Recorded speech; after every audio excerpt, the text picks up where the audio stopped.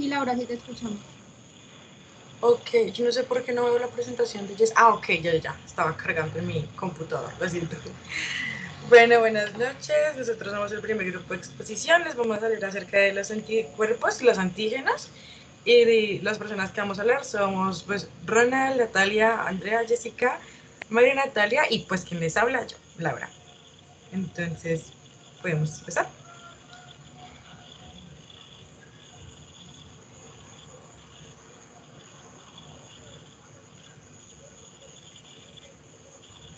Bueno, entonces, ¿de qué vamos a hablarles? Bueno, los anticuerpos son, para empezar, proteínas. Y ellas están producidas por todos los vertebrados que hay.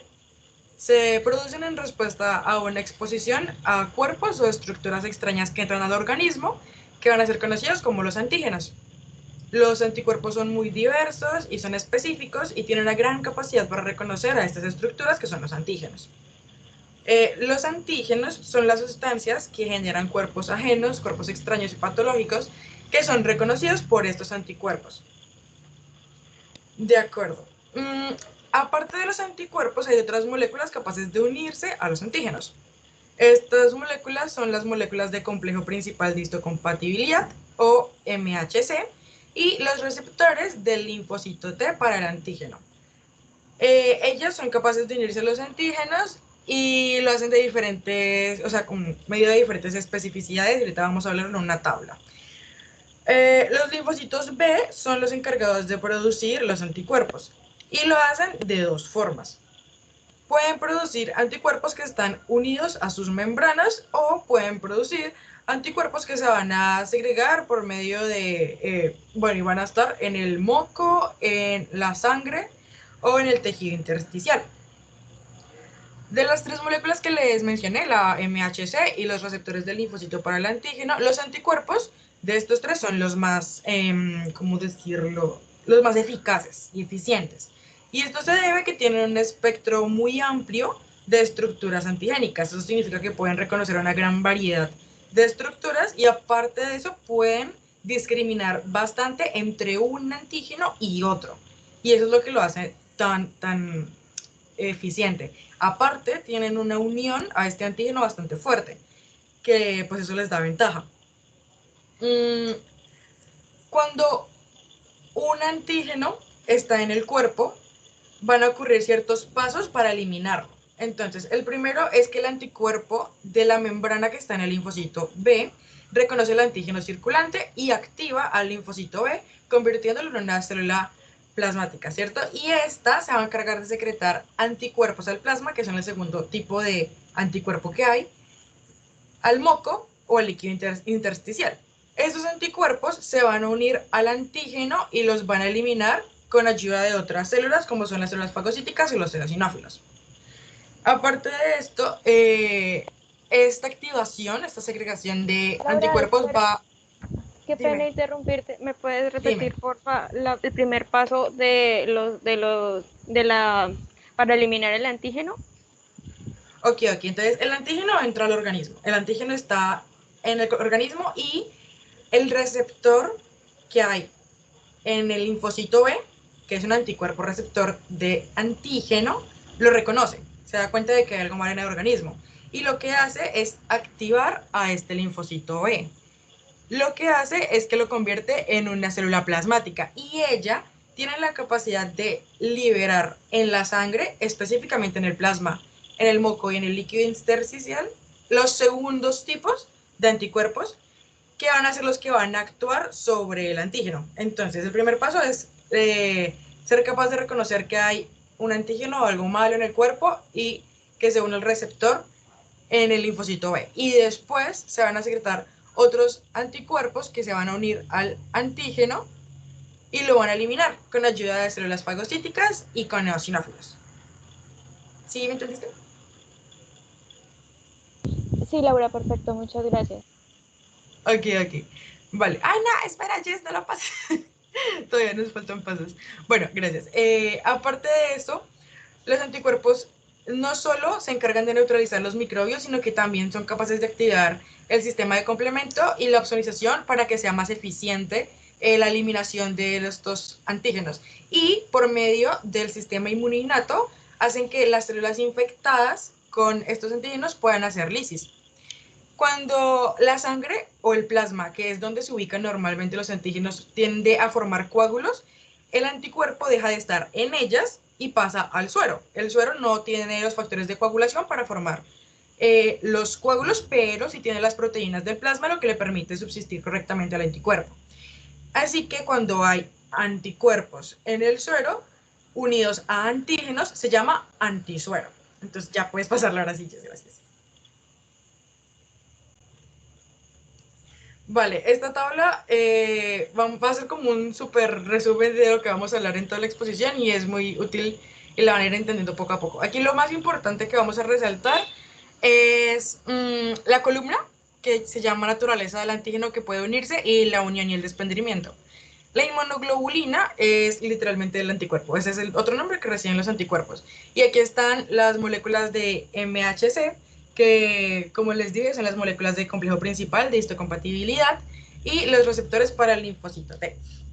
Entonces, la naturaleza del antígeno que puede unirse significa qué tipo y qué variedad de antígenos se pueden unir a cada una de estas moléculas. Como vemos, la mayor diversidad y la mayor cantidad está en las inmunoglobulinas. Eso hace que los anticuerpos tengan un mayor espectro de reconocimiento. Pueden unirse a ellas proteínas, lípidos, polisacáridos y sustancias químicas pequeñas, mientras que en los receptores para el linfocito y en las MHS solo son complejos peptídicos MHC o péptidos. Y las afinidades, como vemos, son Un poquito muchísimos. más lento, Ay, perdón, un poquito más lento, corazón. Va muy bien, va excelente, pero más lento para que los demás te puedan entender. está bien. De acuerdo. Entonces, la unión a los antígenos de un anticuerpo y su desprendimiento en las inmunoglobulinas es rápida. Y en cambio, en los receptores para el linfocito T y en las moléculas de MHC es lento, y el desprendimiento pasa de lento a muy lento, ¿sí? En unos cuantos minutos les van a explicar más la estructura de las inmunoglobulinas, entonces van a entender un poco más a qué se refiere el lugar de unión al antígeno, y pues eso tiene que ver con la estructura molecular y química que tienen estas inmunoglobulinas. Y pueden unirse a las cadenas pesadas, que son las H, o las cadenas L, que son las ligeras, y ahorita más o menos van a entender dónde están ubicados cada compuesto de unión, ¿sí? Cada complejo determinante de unión. ¿Qué más les explico de aquí? Las afinidades, igual, son mayores y son mucho más eficientes en las inmunoglobulinas. Y esto pues hace que sea la molécula más específica, una de las moléculas más específicas que tenemos en nuestro sistema inmune. Pues ya puedes pasar, Jessy, por favor. De acuerdo. Entonces, así como dato, un ser humano adulto sano de aproximadamente 70 kilogramos tiende a producir entre 2 a 3 gramos de anticuerpos al día. Y casi 2/3 son anticuerpos llamados inmunoglobulina A. Para estudiar la estructura de estos anticuerpos, era muy complejo separarlos y sacarlos del cuerpo sin que se dañaran, pues. Hasta que un día se descubrió que los pacientes con mieloma múltiple, que es un tumor monoclonal de células plasmáticas, ellos tienden a tener en la sangre y en la orina estos anticuerpos, lo cual fue muy útil para los inmunólogos porque fueron capaces de crear una mezcla homogénea de estos pacientes que podía analizarse, y les permitió tener un análisis estructural y detallado de estos anticuerpos y entender cómo funcionaban. Cuando se estudia la unión de un anticuerpo y un antígeno y la cantidad que hay en el cuerpo de uniones de un anticuerpo y un antígeno, se le llama serología. Entonces, la serología mide la cantidad de antígenos y de anticuerpos unidos que hay en suero. Y ya, sí. Buenas noches, mi nombre es Ronald Bentan. Les vengo a hablar o a explicar mejor cuáles son las características generales de la estructura del anticuerpo. ¿Cuál es tu nombre? Perdón, disculpa. Ronald Bentan. Ok, muy bien, Ronald. Bueno, primero que todo debemos saber que estas son llamadas glicoproteínas plasmáticas globulares y su sinónimo inmunoglobinas, que se refieren a la posición que confiere inmunidad de la fracción de las globulinas gamma. Estas son producidas por los linfocitos B maduros, que cuando se encuentran con un antígeno empiezan a madurar para convertirse en una célula plasmática o en un linfocito B de memoria. Luego las células plasmáticas pues los liberan. Ahora, todas las moléculas del anticuerpo comparten las mismas características estructurales básicas, pero muestran una variabilidad acentuada en las regiones que se unen a los antígenos. Esta variabilidad de las regiones que se unen al antígeno es responsable de la capacidad de diferentes anticuerpos de unirse a un número enorme de antígenos con una estructura diversa. Siguiente. Ahora, para dar una función generalizada de los anticuerpos, es que estos consisten en unirse a los antígenos y presentarlos a las células efectoras del sistema inmune. Esta función está relacionada con la estructura de los distintos tipos de inmunoglobinas que existen. Ahora, pasando a hablar de lo que es en sí la estructura de las inmunoglobinas, tenemos que estas son proteínas globulares de gran peso molecular. Presentan radicales glucosídicos, están compuestas por 4 cadenas polipeptídicas. 2 son pesadas H o heavy en su nombre en inglés, 2 son ligeras L o light. Las 2 cadenas ligeras y las 2 cadenas pesadas contienen una serie de unidades repetidas, homólogas, cada una de unos 110 aminoácidos de longitud, que se pliegan independientemente en una estructura globular que se llama dominio IG. Contiene 2 capas de láminas plegadas en 3, cada una compuesta de 3 a 5 hélices de cadenas polipeptídicas antiparalelas.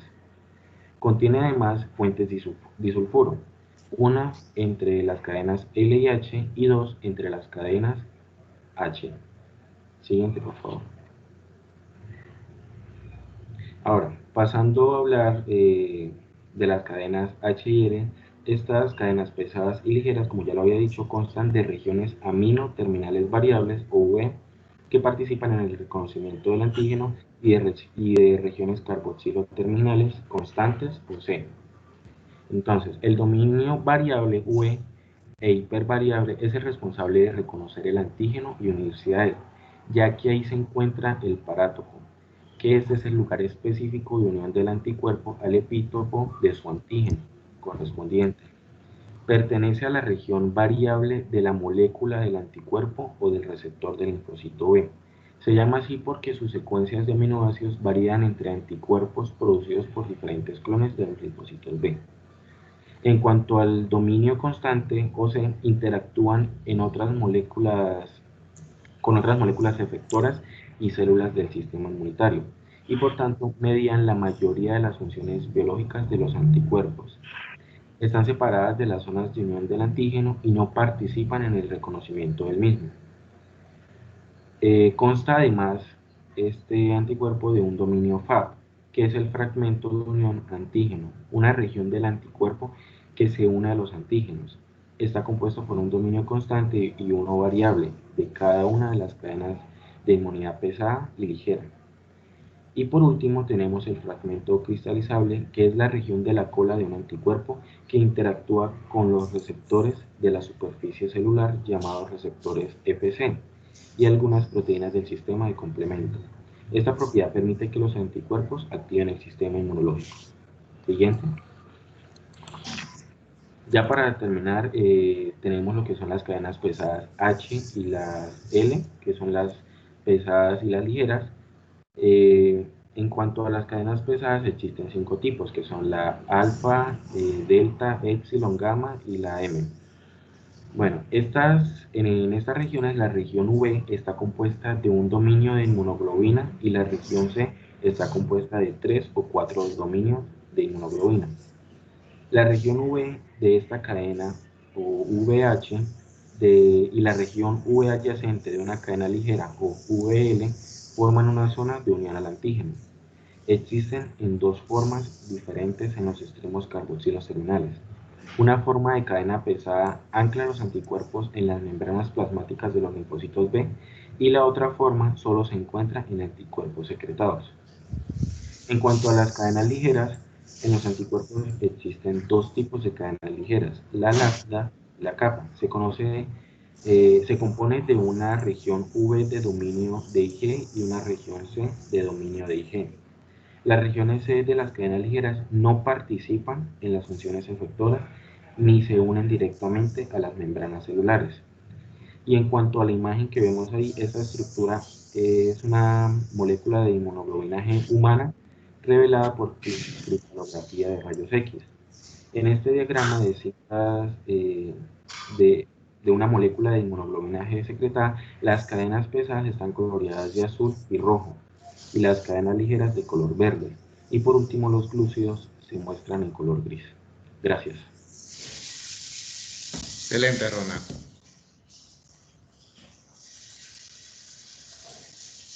Buenas noches, profe y compañeros. Mi nombre es Stephanie Medina. Stephanie Medina. Listo. Yo les voy a hablar acerca de las características estructurales de las regiones variables del anticuerpo.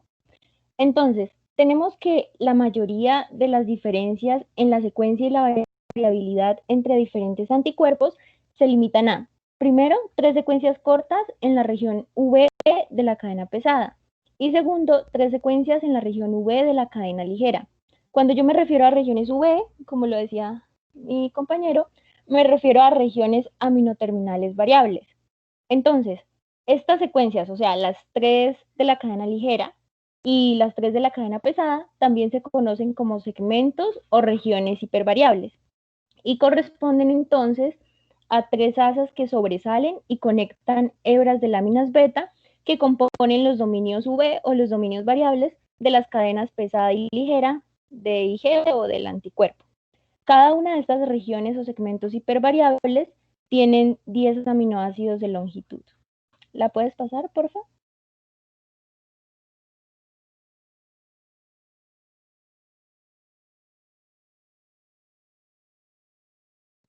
Listo. Aquí hay algo importante para aclarar. El dominio V o el dominio variable de la cadena pesada se llama dominio VH, que es el que vemos en rojo en la parte superior izquierda. Y el dominio V de la cadena ligera se llama VL, que es el que está en amarillo en la parte superior derecha. Estos dominios V son dominios variables, por eso la sigla. En esta imagen también vemos en la parte superior, en color morado, como 3 prolongaciones. En el libro nos decían que eran como dedos que sobresalen a través de cada dominio variable o cada dominio V, tanto del VH como del VL. Entonces, hay 3 dedos que sobresalen de la cadena pesada, que es la roja, y 3 dedos que sobresalen de la cadena ligera, que es la amarilla. Entonces, esas prolongaciones o esos dedos son las llamadas regiones hipervariables que les comentaba. Y entonces, en base a esto, nosotros podemos decir que las 3 regiones hipervariables de un dominio VL y las 3 regiones hipervariables de un dominio VH se van a unir para formar una superficie de unión al antígeno. Estas regiones hipervariables que se asemejan a dedos también son llamadas regiones determinantes de la complementariedad, o CDR por sus siglas en inglés, procediendo desde los extremos aminoterminales de VL o de VH. Estas regiones hipervariables se llaman CDR1, CDR2 y CDR3. O sea, esas 3 prolongaciones en morado se llaman CDR1, CDR2 y CDR3 en el dominio VH y CDR1, CDR2 y CDR3 en el dominio VL. Los CDR3, tanto del dominio VH como del dominio VL, son los CDR más variables. Y precisamente son las diferencias entre las secuencias de los CDR o de las regiones hipervariables de diferentes moléculas de anticuerpo las que contribuyen a diferentes superficies de interacción y por tanto a las especificidades de los anticuerpos individuales. La unión al antígeno por moléculas de anticuerpo es sobre todo una función de las regiones hipervariables de VH y de VL, como pues les decía. Los aminoácidos de las regiones hipervariables forman múltiples contactos con el antígeno unido. Y dentro de esto hay que tener muy en cuenta que el contacto más extenso se produce con la tercera región hipervariable, o CDR3. Siguiente, porfa. Listo. En esta imagen podemos explicar un poco de lo anterior. Entonces, en la imagen A, en el gráfico, las líneas verticales nos muestran el grado de variabilidad que se define básicamente como el número de diferencias en cada aminoácido entre varias cadenas ligeras de IG. Hay que tener en cuenta que aquí solo se están mostrando las cadenas ligeras. Podemos ver que los aminoácidos más variables se agrupan en 3 regiones hipervariables, que sería CDR1, la que está en azul, con las líneas azules, CDR2, la que tiene las líneas amarillas, y CDR3, la que tiene las líneas rojas, o la que está de color rojo. Vemos que la CDR3 es la más variable de las 3. Y pues también, como les decía, solo nos están mostrando las 3 regiones hipervariables de las cadenas ligeras. En la imagen B vemos lo mismo, pero representado de manera tridimensional. Entonces, vemos las 3 asas de CDR hipervariables. Vemos pues CDR1, CDR2 y CDR3 en un dominio variable de la cadena ligera. Entonces, recordemos que si estas 3 asas de la cadena ligera del dominio VL se unen con 3 asas del dominio VH, nos van a formar la superficie de unión al antígeno. Siguiente, por favor.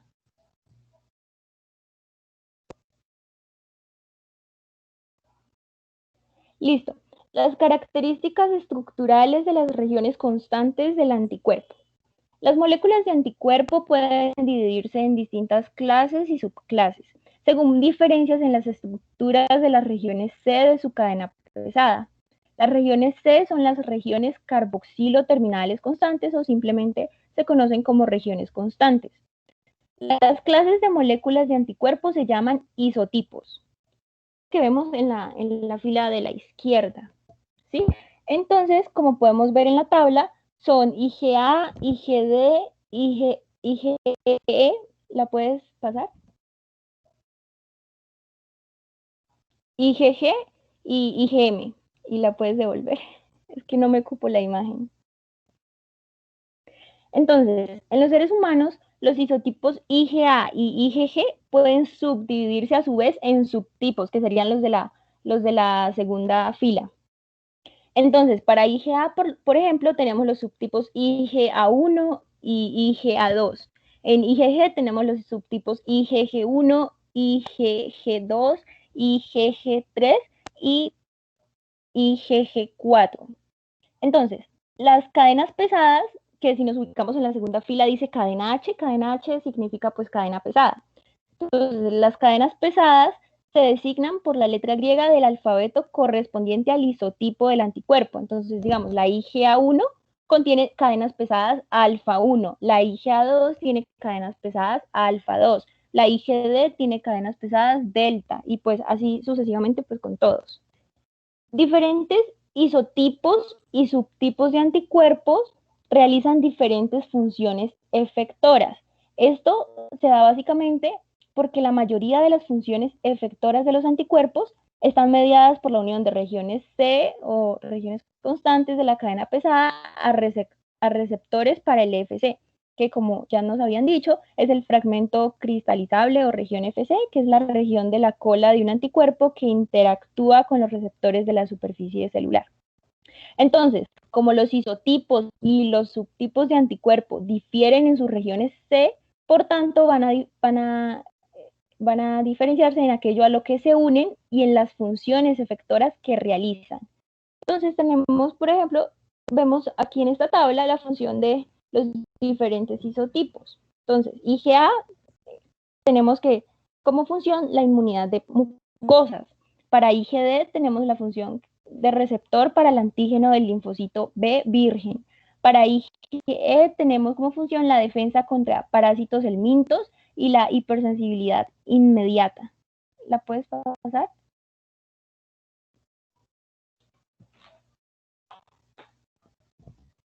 Para IgG tenemos la opsonización, la activación del complemento, la citotoxicidad celular dependiente de anticuerpos, la inmunidad neonatal, la inhibición por retroalimentación de linfocitos B, y para IgM es el receptor para el antígeno del linfocito B virgen y la activación del complemento.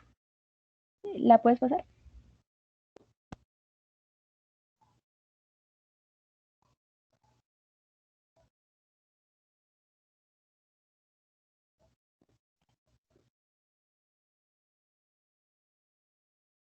¿La puedes pasar? Listo. La flexibilidad de los anticuerpos. Las moléculas de anticuerpos son flexibles, lo que les permite unirse a diferentes series de antígenos. Cada anticuerpo contiene al menos 2 zonas de unión al antígeno, cada una formada por una pareja de dominios VH y VL, que son los dominios variables de la cadena pesada y el dominio variable de la cadena ligera.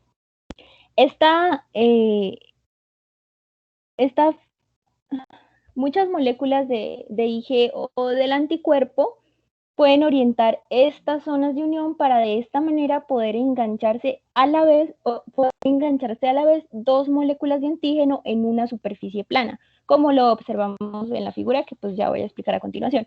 Esta flexibilidad la confiere en gran parte una región bisagra, que es la que ven como en el centro de cada figura, localizada entre CH1 y CH2 en ciertos isotipos. La región bisagra varía en longitud desde 10 a más de 60 aminoácidos. Bueno, en la imagen básicamente vemos que las dos zonas de unión al antígeno de un monómero de IG pueden unirse simultáneamente a dos determinantes, o lo que es lo mismo, a dos epítopos separados por distancias variables. Y pues un epítopo básicamente es la secuencia específica a la que se unen los anticuerpos.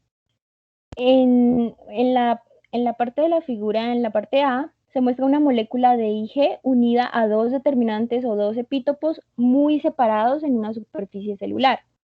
Y en B tenemos el mismo anticuerpo unido a dos determinantes o dos epítopos que están próximos. Como ya dije, esta flexibilidad se da en gran parte por las regiones bisagra, que están localizadas entre los dominios CH1 y CH2, que permiten el movimiento independiente de las zonas de unión al antígeno respecto al resto de la molécula. Y ya para terminar, hay dos clases o isotipos, no, la anterior. Hay dos clases o isotipos de cadenas ligeras llamados kappa y lambda, que se distinguen por sus regiones C o sus regiones constantes carboxiloterminales. Se dice que en los seres humanos alrededor del 60% de las moléculas de anticuerpo tienen cadenas ligeras kappa y alrededor del 40% tienen cadenas ligeras lambda. Muchas gracias. Excelente, muy bien. ¿Quién continúa? Hola, buenas noches, ¿sí me escuchan? Buenas noches, sí, le escuchamos. Mi nombre es Natalia Pasichana y pues yo ahorita les voy a exponer la diferencia en la secuenciación de aminoácidos del extremo carboxilo terminal de la región C de una cadena pesada entre los anticuerpos secretados y los anticuerpos de membrana. Bueno, okay. En la forma secretada o en el anticuerpo secretado, este lo podemos encontrar en la sangre o en líquidos extracelulares. La porción carboxilo terminal es hidrófoba. La forma unida a la membrana del anticuerpo contiene un tramo carboxilo terminal que incluye dos segmentos, una región transmembranaria hidrófoba alfa helicoidal, seguida de un tramo intracelular con carga positiva. Los aminoácidos con carga positiva se suelen unir a grupos de fosfolípidos con carga negativa situados en la hoja interna de la membrana plasmática, y esto nos ayuda a anclar las proteínas de la membrana, tenemos aquí las moléculas de inmunoglobulina M y de inmunoglobulina D de la membrana, que la porción citoplasmática de la cadena pesada es corta, de solo 3 aminoácidos de longitud. En las moléculas de inmunoglobulina G e inmunoglobulina E de membrana es un poco más larga, tiene hasta 30 aminoácidos de longitud. La inmunoglobulina G y la inmunoglobulina E secretadas, y todas también las inmunoglobulinas de membrana, independientemente de su isótopo, son monoméricas con respecto a la unidad estructural básica del anticuerpo. Por el contrario, las formas secretadas de inmunoglobulina M e inmunoglobulina A forman complejos multiméricos, los que están unidos mediante enlaces covalentes de 2 o más unidades estructurales centrales de anticuerpos de 4 cadenas. Tenemos que también se forman complejos por interacciones entre regiones llamadas piezas de cola, que se localizan en la región extremo carboxilo terminal de las formas secretadas de las cadenas pesadas. También, bueno, las moléculas multiméricas de las inmunoglobulinas M e inmunoglobulina A también contiene un polipeptido adicional, que está midiendo o pesando 15 kilodaltons, que es llamado cadena de unión, que se une mediante un enlace disulfuro a la pieza de cola y sirve para estabilizar los complejos multiméricos y transportarlos. Los anticuerpos de diferentes especies difieren entre las regiones C y la parte estructural de las regiones V. Por lo tanto, cuando se introducen las moléculas de inmunoglobulina de otra especie, el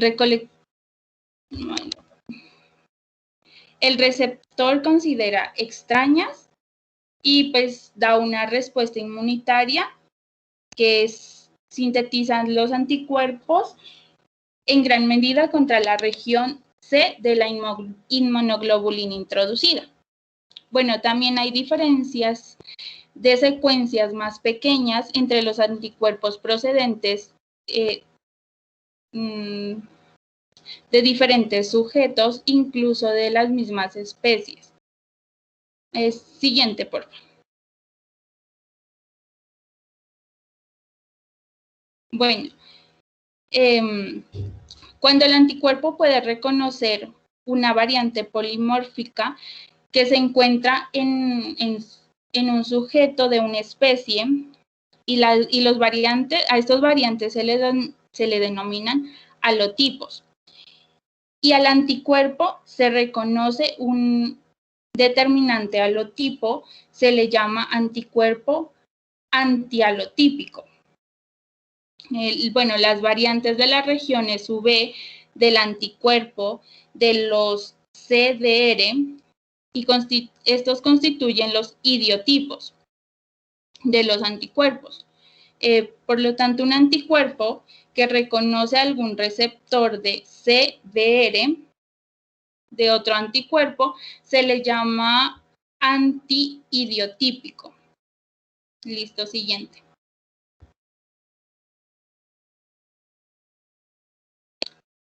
Siguiente, por favor. Bueno, aquí vamos a ver los anticuerpos monoclonales. Bueno, estos anticuerpos son células de tumores plasmáticos. Pues en su mayoría estos tumores son de origen celular, por lo tanto son monoclonales. Estos producen anticuerpos de una sola especificidad. Este descubrimiento de anticuerpos monoclonales producidos por los tumores llevó a la idea de que es posible producir anticuerpos monoclonales similares de cualquier especificidad deseada, inmortalizando las células secretoras del anticuerpo de anticuerpos individuales a partir de un animal inmunizado con un antígeno conocido. Bueno, aquí tenemos, siguiente, por favor. Siguiente. Bueno, según Georges Kohler y César Milstein, bueno, estos descubrieron en 1975 una técnica para conseguir anticuerpos monoclonales. Bueno, este ha sido un resultado, un avance muy valioso en toda la investigación científica y con respecto a la medicina clínica.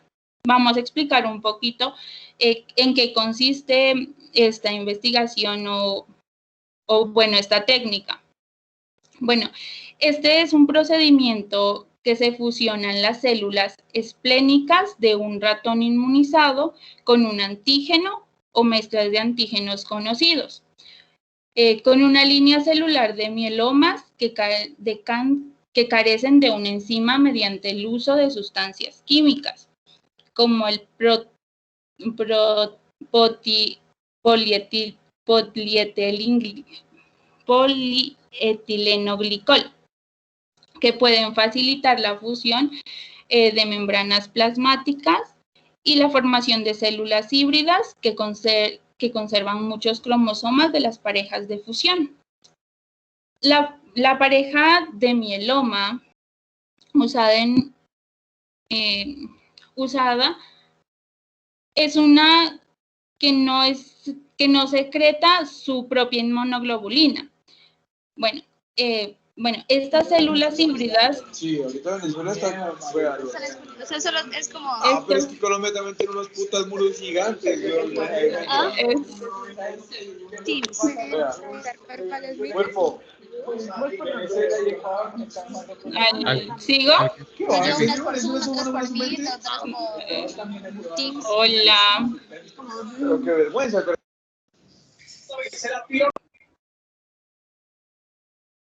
¿Sigo? ¿Puedo seguir?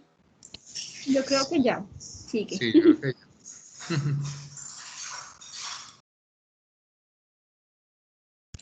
Continúa.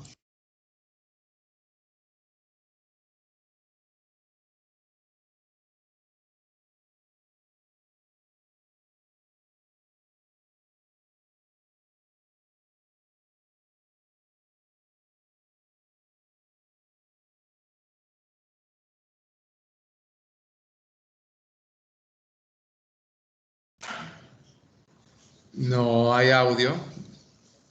Natalia. Entonces pensé que yo estaba hablando solita, entonces acá. Okay. Bueno, perdón. Entonces iba en que la pareja pues, que se usó de mielomas no secreta su propia inmunoglobulina, ¿no? Pero ya tenemos las células híbridas que se colocan después en un medio de selección que permiten pues solo la supervivencia de los híbridos inmortalizados. Estas células híbridas se cultivan después como clones celulares y se prueban en ellas la secreción del anticuerpo de interés.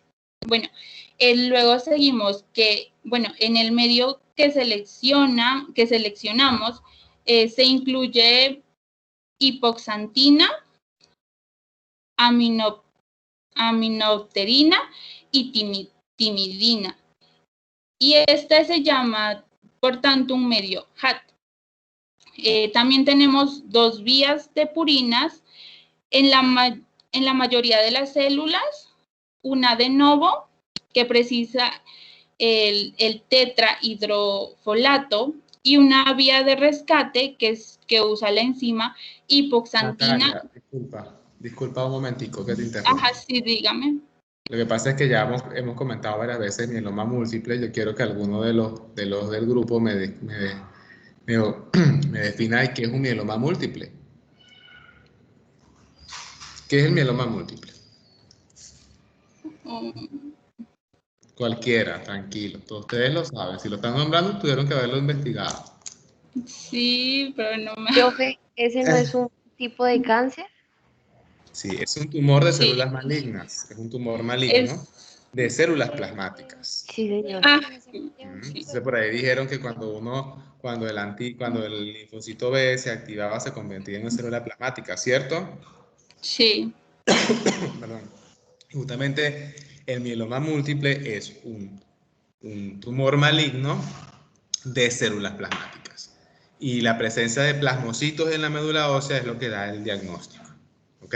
Bueno, una enfermedad hematológica, hemato-oncológica, que tiene afectación renal, que tiene afectación hematológica, inmunodeficiencia, y aparte de eso tiene unas lesiones bien importantes, que son unas lesiones osteolíticas o sacabocado en los huesos, que ustedes después lo van a ver en el ejercicio de su profesión. Pues el mieloma múltiple como que dio pie para evidenciar ese, porque son clones de células plasmáticas lo que tiene eso. Y muchas veces hay tumores como tal gigantes, o sea, que se llaman plasmocitomas, que son tumores más grandes, que a veces están en la parte ósea, y se les denomina plasmocitoma. Entonces el mieloma múltiple es una enfermedad maligna donde hay clones de células plasmáticas que afecta el riñón, que afecta la médula ósea, que afecta los huesos, produciendo estructuras osteolíticas y, por supuesto, afectando toda la línea hematológica, ¿sí? Y pues produce la muerte como tal. Bueno, y pues evidentemente es un tumor productor de proteínas monoclonales, ¿no? De todas las que ustedes han hablado de aquí. Bueno, continúen, un pequeño detalle allí. Ok, profe. Entonces, bueno, iba en que, bueno, ya se usan después un grupo de células de mieloma de carácter de HGPTR, que había dicho que es una enzima hipoxantina guanina fosforibosiltransferasa. Bueno, como estas tienen una pareja de fusión que normalmente sobrevive usando la síntesis de purina de novo. En presencia de aminopeptidina no se produce el tetrahidrofolato, lo que da lugar a un defecto en la síntesis de purinas de novo y también un defecto específico en la biosíntesis de pirimidinas, en concreto en la generación de TMP y en las de UMP. Bueno, tenemos después las células híbridas que reciben las HGPRT de los esplenocitos y estas tienen la capacidad de proliferar y de formar pues así como de forma descontrolada a partir de una pareja de mielomas. Y que estas reciben hipoxantina, timidina, y estas células pueden sintetizar ADN sin necesidad de tener tetrahidrofolato. Bueno, como resultado de todo este proceso, tenemos que el medio HAT, en este medio HAT solo sobreviven las células híbridas. Bueno, también siguiente, porfis.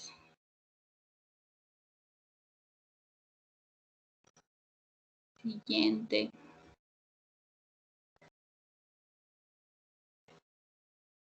Siguiente, porfa. Gracias. Bueno, también tenemos que las células fusionadas resultantes que carecen se llaman hibridomas. Cada hibridoma produce solo una inmunoglobulina, que este es derivado de un linfocito B de aquel animal que se inmunizó.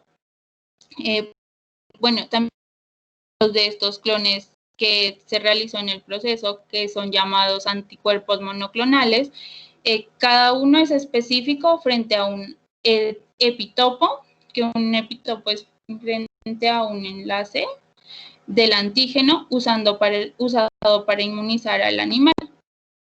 Bueno, tenemos que los anticuerpos monoclonales tienen muchas aplicaciones prácticas en la investigación, en el diagnóstico y en el tratamiento médico. Vamos a ver algunas de las más frecuentes.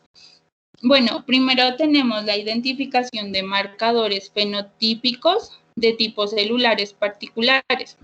Bueno, esto es la clasificación moderna de los linfocitos y de leucocitos que es el reconocimiento de población celulares individuales con anticuerpos monoclonales específicos. Estos anticuerpos pues se han usado para definir los grupos de marcadores de diferenciación de varios tipos de células. También tenemos el inmunodiagnóstico, que es el diagnóstico de muchas enfermedades infecciosas y sistémicas que se apoyan en la detección de antígenos o anticuerpos particulares en la sangre, que se encuentran, bueno, en la sangre, en la orina y en los tejidos. Obviamente con el uso de los anticuerpos monoclonales. También tenemos la identificación de tumores. Los tumores se los identifica por medio de los anticuerpos monoclonales, ya que estos son marcadores específicos de varias proteínas celulares y entonces pues son usados para determinar el origen tisular de los tumores. El tratamiento, el tratamiento es la identificación de las células y moléculas que participan en esta patogénesis o en la patogénesis de muchas de las enfermedades. Y como tenemos que los anticuerpos monoclonales tienen mucha especificidad, entonces los medios estos pues se dirigen y usan los anticuerpos monoclonales para dar un tratamiento o para formar un tratamiento.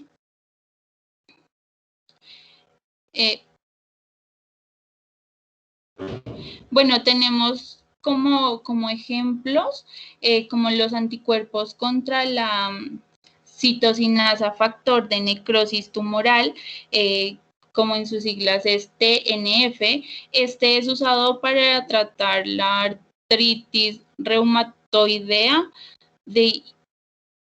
También tenemos los anticuerpos contra el CD20, que se utiliza para el tratamiento de la leucemia, y del linfocitos B para eliminar los linfocitos B en ciertos trastornos autoinmunes. También tenemos los anticuerpos contra los receptores de factor de crecimiento epidérmico, para que se dirige contra las células del cáncer. También tenemos los anticuerpos contra el factor de crecimiento endotelial vascular, que ayuda a los pacientes con cáncer de colon. Tenemos otro procedimiento que es el análisis, otra aplicación, perdón, que es el análisis funcional de la superficie celular y de las moléculas secretadas. Aquí tenemos que los anticuerpos monoclonales que se unen a moléculas de la superficie celular y estimulan o inhiben funciones celulares particulares, constituyen herramientas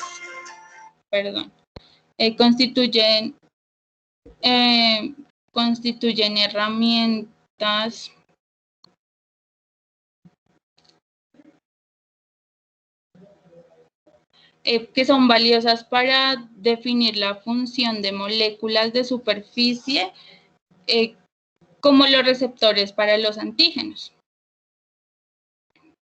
Ya, gracias. Hola, buenas noches. Mi nombre es Natalia Caselles. Buenas noches, Natalia.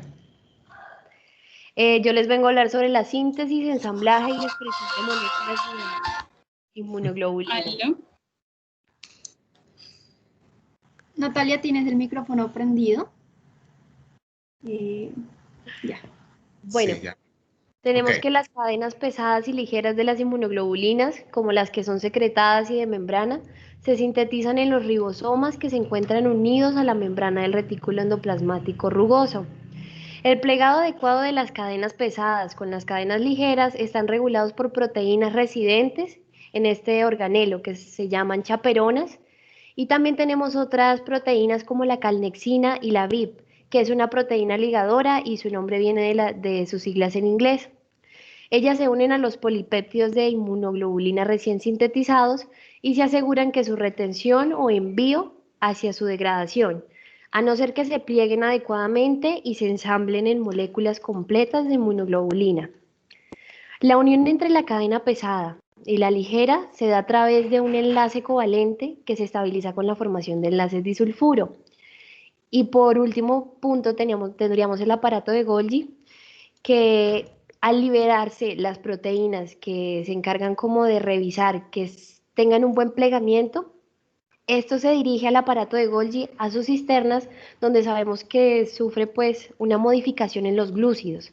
Y ya después de esto se dirigen a la membrana plasmática en vesículas y se anclan a la membrana o dependiendo también pueden ser secretadas. Siguiente.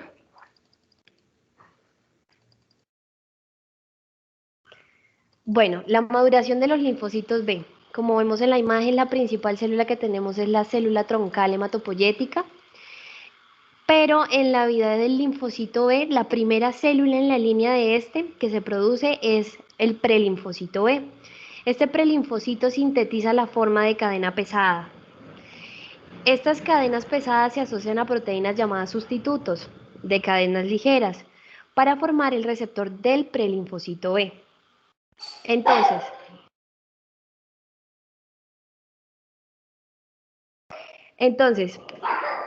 los linfocitos B maduros e inmaduros producen las cadenas ligeras, que se asocian a las pesadas y forman moléculas completas de inmunoglobulina. Estos receptores funcionan como membrana, es decir, sirven para identificar antígenos y pueden iniciar el proceso de activación del linfocito. Cuando los linfocitos B maduros se activan por antígenos, como ya habían mencionado, la célula se diferencia y se convierte en una célula plasmática, secretora de anticuerpos. Siguiente.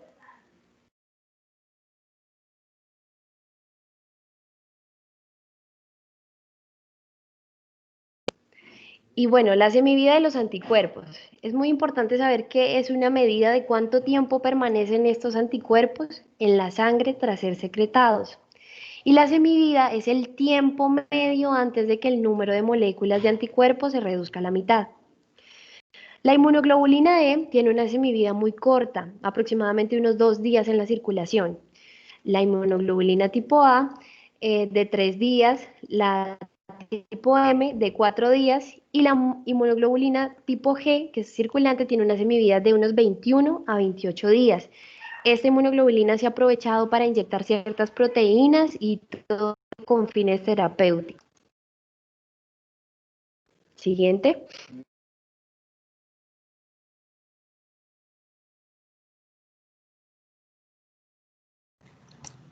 Listo, vamos a hablar de la unión del anticuerpo. Ay, qué pena. Mi nombre es Danely Cristiano y vamos a hablar de la unión del anticuerpo a los antígenos. Hola, Hola, profe. Primero, unas características de los antígenos biológicos. Entonces, un antígeno es cualquier sustancia que puede unirse específicamente a un anticuerpo o receptor del linfocito T. Entonces, como anteriormente mis compañeros dijeron, los anticuerpos pueden reconocer como antígenos casi cualquier tipo de moléculas, como metabolitos y macromoléculas. Los metabolitos serían azúcares, lípidos y hormonas, y las macromoléculas serían carbohidratos complejos, fosfolípidos, ácidos nucleicos, proteínas. Los receptores del linfocito T, que son los TCRS, reconocen principalmente antígenos de tipo peptídico. Y ahora los inmunógenos. Los inmunógenos son sustancias que son capaces de activar a los linfocitos, induciendo así una respuesta inmunitaria específica. En el libro nos hablaban de un dinitrofenol.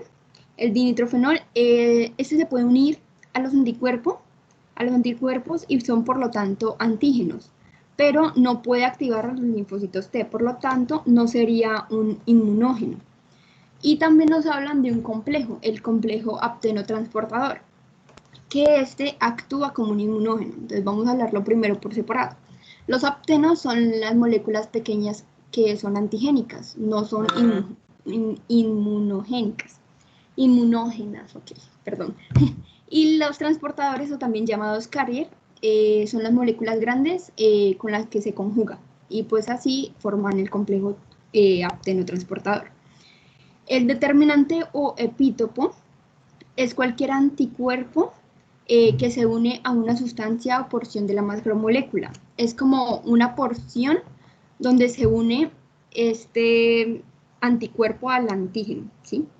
Y la polivalencia o multivalencia es la presencia de múltiples determinantes o epítopos idénticos en un antígeno.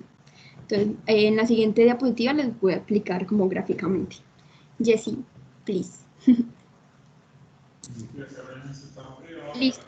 Entonces, en la esquina inferior derecha nos muestran las moléculas de apteno, por lo que podemos ver son chiquitas, y la molécula transportadora, que sería la mayor, la grande. Y así, en la parte derecha es como se forma el complejo apteno-transportador, que ya sería, que ya hace como tal un papel de inmunógeno. Y en la esquina superior izquierda podemos ver el anticuerpo, los antígenos que son como esas Ys, y los epítopos, que son los lugares donde se unen los anticuerpos. Siguiente.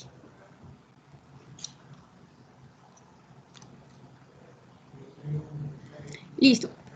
Entonces vamos a hablar de la disposición espacial de diferentes epítopos en una sola molécula.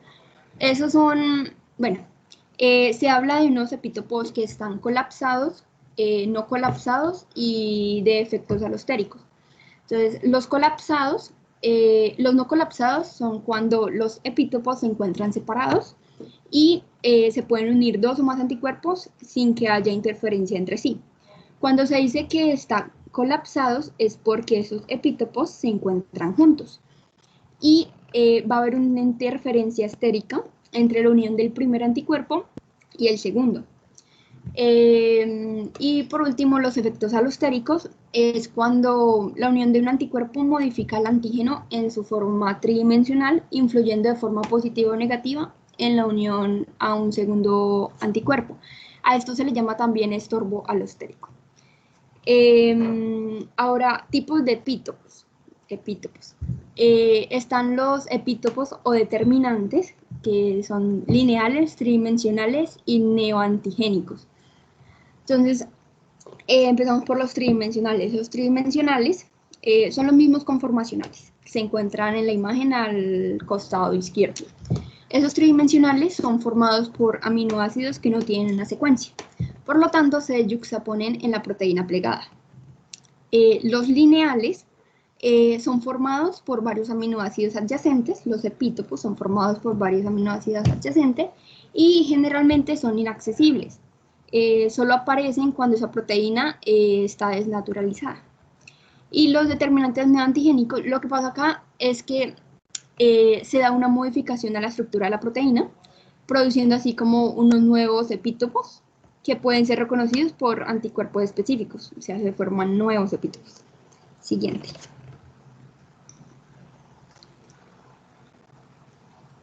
Listo, entonces, base estructural y química de la unión al antígeno. Las zonas de unión al antígeno de muchos anticuerpos son superficies planas que pueden acomodar epítopos tridimensionales de macromoléculas, lo que permite a los anticuerpos unirse a macromoléculas grandes. Entonces, nos hablan de unas fuerzas o interacciones que se dan en la unión antígeno-anticuerpo, que son interacciones no covalentes o reversibles. Están las fuerzas electrostáticas, interacciones hidrófobas, enlaces de hidrógeno y fuerzas de Van der Waals. Siguiente.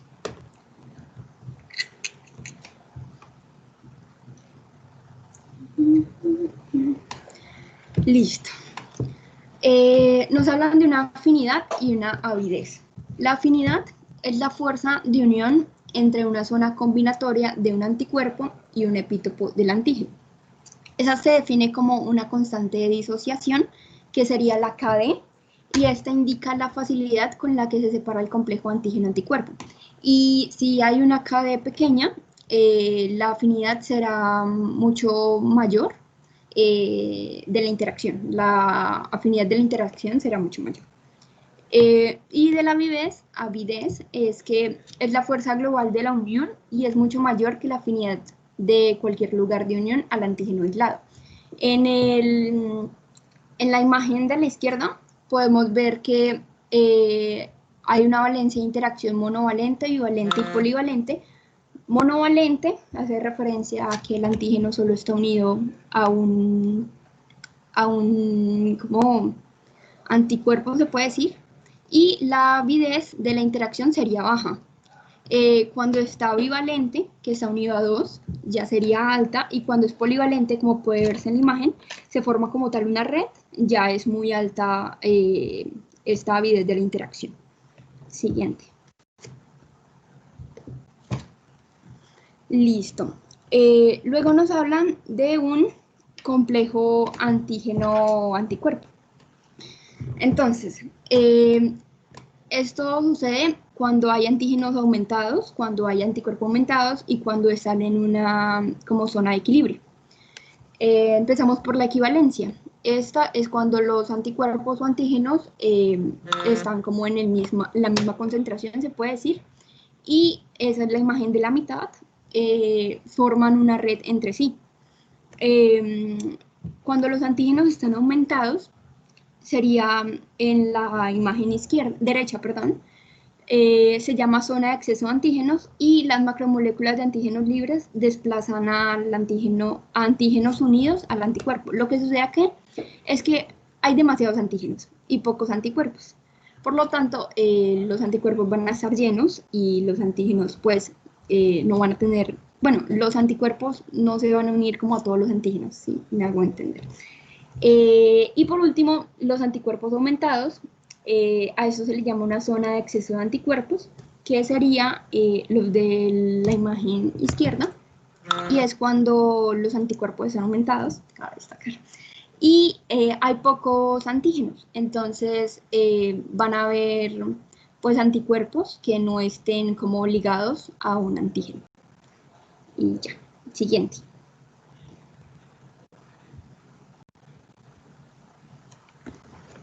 Buenas noches, mi nombre es Jessica Guerrero y pues yo les voy a explicar las relaciones entre estructura y función en las moléculas del anticuerpo.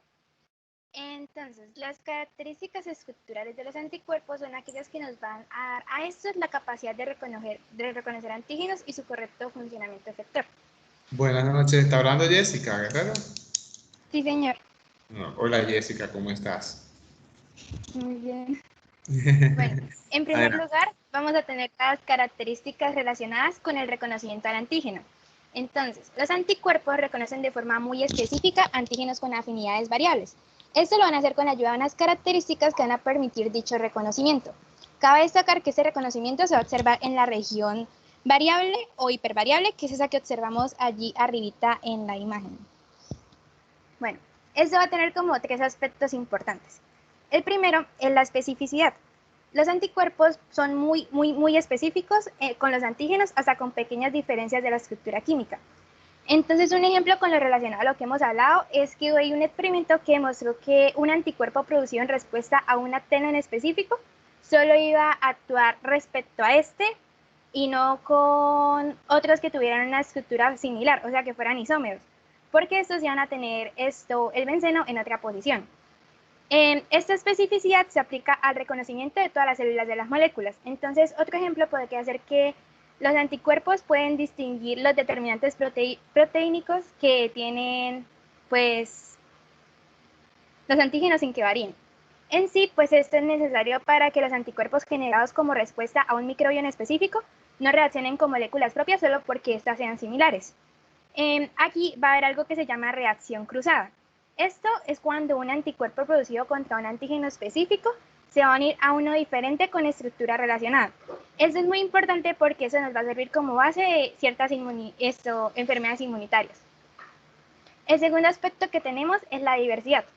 Entonces, un sujeto puede producir millones de anticuerpos con estructuras que tengan una especificidad diferente y la capacidad de unirse de forma específica a gran número de antígenos es lo que va a conocerse como tal como la diversidad. Esta se va a generar por 2 mecanismos en específico. El primero sería la recombinación Jessica, aleatoria. Señor. Va muy bien, pero un poco más lento para que todos te puedan entender, porque esta parte que estás conversando tú es muy importante, ¿no? Lo que es la especificidad, la diversidad y la maduración de la afinidad es una característica bien importante de los linfocitos y de los anticuerpos. Sí, señora. Bueno, hay dos aspectos específicos que nos van a permitir que se genere esta diversidad. El primero va a ser la recombinación aleatoria de un grupo limitado y heredado de secuencias de ADN. Y el segundo va a ser como tal una adición de secuencias de nucleótidos en esta recombinación. Entonces, estas variaciones resultantes se van a ubicar en lo que sería la región hipervariable, o sea, en la región B que observamos allí en la imagen. El tercer y último aspecto respecto a esta característica es la maduración de la afinidad. Entonces, la capacidad de los anticuerpos de la unión fuerte que tengan van a depender de lo que sería la avidez y la afinidad alta, como nos lo explicaban anteriormente. Esta afinidad alta se puede generar con la producción de unos cambios muy leves y sutiles en la región B de los anticuerpos, como digo, de las respuestas humorales que son dependientes del linfocito T. Estos cambios que van a aparecer van a ser por una mutación somática en los linfocitos B estimulados por el antígeno, lo que va a generar nuevas estructuras en la región B, dando así una más grande afinidad. Estos linfocitos B se unen al antígeno y se van a convertir en linfocitos B dominantes. Cabe destacar que lo más importante de todo este proceso es que van a haber un aumento en la afinidad media de unión al del anticuerpo frente al antígeno, lo que le va a permitir prácticamente como si fuera una evolución de la respuesta primaria para que este sea como más potente, por decirlo así. Bueno, en esta imagen vamos a observar como una forma más concisa los cambios en la estructura del anticuerpo durante las respuestas inmunitarias humorales. Entonces, en primer lugar, allí vamos a observar un anticuerpo original. En la maduración de la afinidad, que sería la primera imagen que observamos allí, las mutaciones en la región B, que son los puntitos amarillos que allí observamos, provocan cambios en la especificidad fina. Y esto lo que va a hacer es que va a aumentar la afinidad, pero no va a tener un cambio en las funciones efectoras como tal. En la segunda imagen vamos a ver el cambio de forma de membrana secretada. Entonces, aquí los linfocitos B pueden cambiar o no mutaciones en la zona B, que son las que observamos allí como saliendo. Esto lo que va a hacer es un cambio de función de receptor del linfocito B a función efectora como tal. Y en la tercera imagen vamos a ver un cambio del isotipo. Entonces allí, ¿qué es lo que pasa? Que se va a cambiar el isotipo de la región C, que es lo que podemos observar en la imagen, que es morado, pero está cambiando a verde y amarillo. Entonces esto lo que va a hacer es que no va a cambiar la región B como tal, que es la que se va a unir al antígeno. Y esto no va a provocar cambios en el reconocimiento del antígeno, sino que cada isotipo va a servir a un grupo diferente de funciones efectoras. En segundo lugar, vamos a tener las características relacionadas con las funciones efectoras. Entonces esto lo vamos a separar, por decirlo así, en 6 apartados. El primero es que muchas de las funciones efectoras de las inmunoglobulinas son mediadas por las porciones Fc, que también las podemos observar allí en la imagen, y como nos decían anteriormente, básicamente son las colas del anticuerpo que van a interactuar con los receptores y proteínas del sistema. Y esto lo que va a permitir básicamente es que el anticuerpo se active como tal. En segundo lugar, tenemos que las funciones efectoras requieren la unión de regiones C de cadena pesada a otras células y proteínas plasmáticas. Entonces, un ejemplo para poder explicar esto sería la inmunoglobulina G, que lo que va a hacer es cubrir los microbios y los va a marcar para que los neutrófilos y los macrófagos los fagociten. ¿Por qué sucede esto? Esto va a suceder porque el antígeno se puede unir por su región Fc a FcRS específicos de cadena pesada gamma. Eso lo va a expresar en los nucleófilos, en los neutrófilos y en los macrófagos, que es lo que va a permitir que fagociten. En tercer lugar, tenemos que otro mecanismo efector que depende de Fc es la activación de la vía clásica de complemento. Cabe destacar que la proteína C1q es la que va a iniciar esta cascada y es lo que va a generar mediadores inflamatorios y promover fagocitosis y lisis de microbios. En cuarto lugar, tenemos que las funciones efectoras inician solo en moléculas de inmunoglobulinas que se han unido a antígenos. ¿Qué nos quiere decir esto? Que no se van a efectuar también en las que están libres.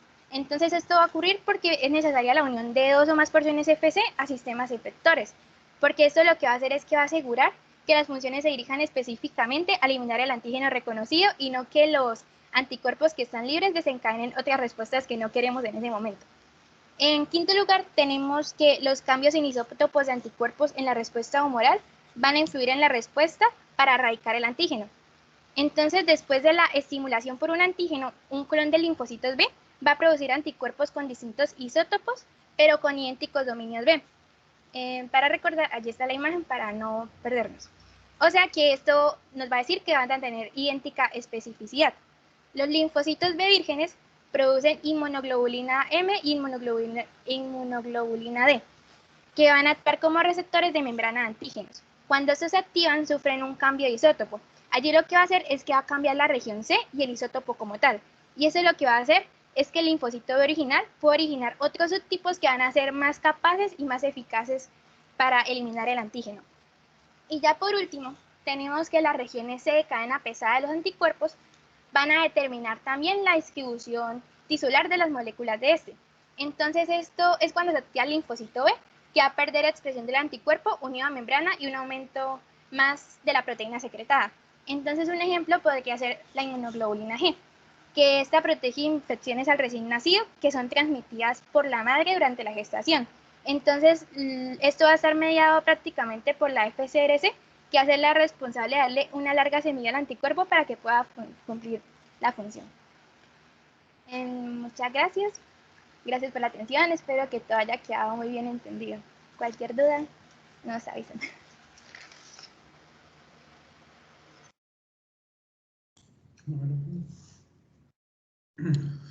Muy bien, excelente exposición. Verdad que este es un tema un poquito largo, a veces difícil de entender, pero me parece que pudieron sintetizar y estructurar en un lenguaje bien agradable y que se pueda llegar la información al resto de sus compañeros. Pues sí, me parece que estoy súper complacido con el seminario. Me pareció bastante completo y que cubrió todas las expectativas, ¿verdad? Quiero felicitar al grupo. Excelente seminario, pues. Y se ha cubierto todas las expectativas. De todas formas, al final, por favor, se quedan los integrantes del grupo. En la próxima clase va a haber un examen corto del tema del día de hoy. ¿Ok? Ese examen va a tener una duración de 20 minutos, 10 preguntas cortas, 20 minutos, y así tienen ustedes el primer curso. Justamente el tema de antígenos anticuerpos. Y acerca de la unión antígeno-anticuerpos, el grupo conformado por Adriana Becerra, Iván Higuita, Angie Velasco, Adriana Torres, Lady Torrado y Andrea Dávila, ¿sí? Van a hacer una infografía acerca de la unión antígeno-anticuerpos. ¿Ok? Y lo van a entregar el próximo viernes hasta las 7 de la noche. Tienen chance para entregar la infografía. Me la envían a mi correo, que acá se los voy a escribir. Si están por allí ellos, le avisan que... Sí, profe. Sí, profe, aquí estamos. Sí, señor. Escríbame el número de teléfono del que es como el capitán del equipo para yo contactarlo mañana y decirle cómo van a ser las características de la infografía. Si quiere, le escribe allí en el chat. Y ¿alguna pregunta, alguna duda acerca de este tema, muchachos?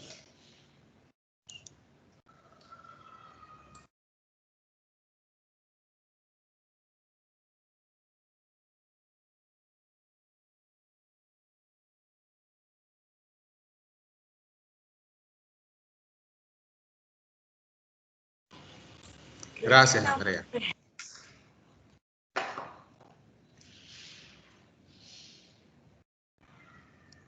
Por ahí me preguntaron, Adriana Torres, pregunta que si el mieloma múltiple puede considerarse como una enfermedad autoinmune. No, es una enfermedad hemato-oncológica, porque la enfermedad autoinmune es la afectación, por decirlo así, del proceso de defensa contra un microorganismo. Pues no existe esa característica de defender o de diferenciar lo propio de lo extraño, y comenzamos a defendernos de nuestras propias células y así pues producir lesiones, ¿no? Alteraciones como tal. El mieloma múltiple es una producción exagerada, una neoplasia de células plasmáticas. O sea, evidentemente ese tumor de células plasmáticas va a producir una cantidad de anticuerpos monoclonales, pero no es una enfermedad autoinmune, es una enfermedad hemato-oncológica, neoproliferativa. Bueno, excelente exposición, pues ya los demás se pueden retirar. Encantado de escucharlos el día de hoy, y se queda el grupo que expuso, por favor.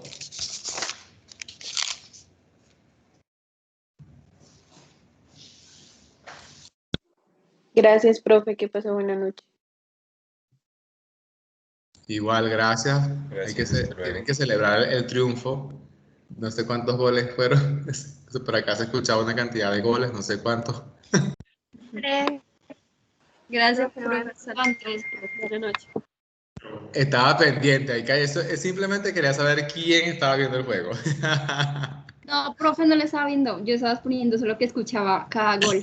Entonces, los llevaba contaditos. Está bien, está bien.